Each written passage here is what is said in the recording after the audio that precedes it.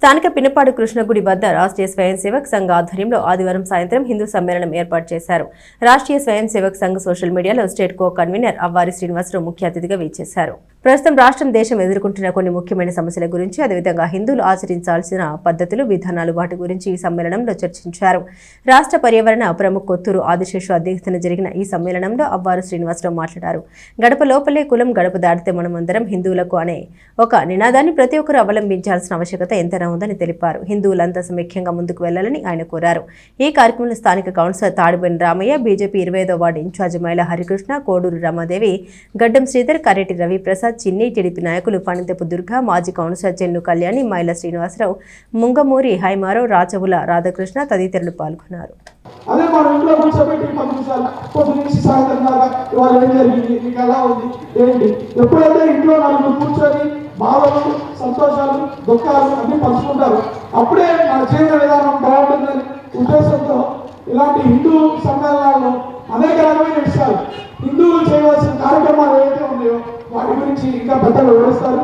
కాబట్టి మనం ఎక్కడైనా చేయాల్సింది ఏంటంటే మనం అందరూ సంఘటితంగా ఉండాలి, బయట వ్యక్తులకు అవకాశం ఇవ్వకూడదు. మనం ఎప్పుడైతే సంఘటితంగా ఉంటామో 1920 ఆ ప్రాంతంలో మన పరపూర్తి డాక్టర్జీ కూడా సత్యాగ్రహం చేశారు. ఆయన 19 నెలలు జైలుకి వెళ్ళారు. ఒకసారి 1 ఇయర్ వెళ్ళారు, ఇంకోసారి 9 నెలలు. ఈ ఆలోచనలంతా కూడా మదింపు జరుగుతున్నప్పుడు పరపూర్తి డాక్టర్జీ, డాక్టర్ కేశవరావుపల్లి గారు హెడ్డేవారిని అంటారు, అందరూ కూడా ప్రేమగా డాక్టర్జీ అని పిలుస్తారు. స్వతంత్రం వస్తుంది, మరి స్వతంత్రం ఎట్లా నిలబడుతుంది? ఎందుకంటే 20 సంవత్సరాల పాటు పరాయి పాలనలో ఉన్నాం మనం. ముస్లిమ్స్ వచ్చారు, దండయాత్రలు చేశారు మనందరూ కదా, రాజ్యాలు దోచుకున్నారు, ఇన్వేడర్స్ వాళ్ళంతా కూడా. ఇక్కడ స్థానికమైన మతం కాదు, బౌద్ధము, జైనము ఇవన్నీ కూడా మనమే.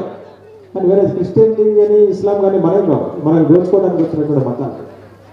సో మళ్ళీ రాకుండా, మళ్ళీ స్వాతంత్రం పోకుండా ఉండాలంటే ఏం చేయాలి, వచ్చిన స్వతంత్రాన్ని ఎలా కాపాడుకోవాలి అని చెప్పి ఆలోచించారు డాక్టర్జీ. 1925లో చిన్న చిన్న పిల్లలతో సంఘాన్ని స్థాపించారు విజయదశమి. కోఇన్సిడెంట్ ఈరోజు మనకు 100 రోజులు ఏమన్నా సంఘానికి పూర్తయిన 100 సంవత్సరాలు సోమనాథి విజయాన్ని 1000 సంవత్సరాల తర్వాత అనుభవిస్తూ ఉన్నాం ఈరోజు. అంత పవిత్రమైనటువంటి రోజులు 5గురితో స్టార్ట్ చేశారు చిన్న చిన్న పిల్లలు. వాళ్ళంతా కూడా ప్రచారకులుగా మారిపోయారు. ప్రచారకులు అంటే దేశానికి తన జీవితాన్ని యవ్వనాన్ని అంకితం చేసి దేశం కోసం పనిచేసేటువంటి ప్రచారం. దేశం నలుమూలలో వెళ్ళారు వాళ్ళు. సంఘ సిద్ధాంతము, సంఘం దేనికి ఏర్పడింది, సంఘం యొక్క ప్రాముఖ్యత, ఆవశ్యకత ఇవన్నీ కూడా ఆ రోజు ఉన్నటువంటి హిందూ సమాజానికి నేను చెప్పగలిగాను.